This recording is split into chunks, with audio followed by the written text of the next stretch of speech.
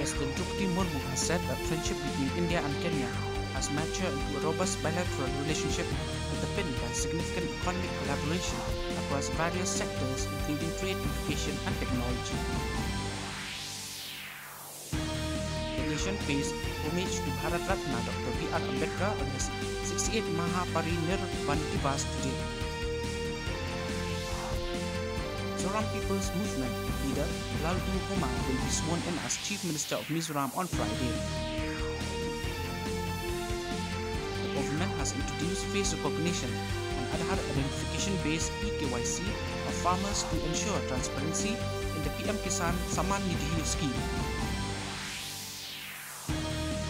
FIVB Men's Volleyball Club World Championship 2023 will commence at the Koramangala Indoor Stadium in Bangalore today.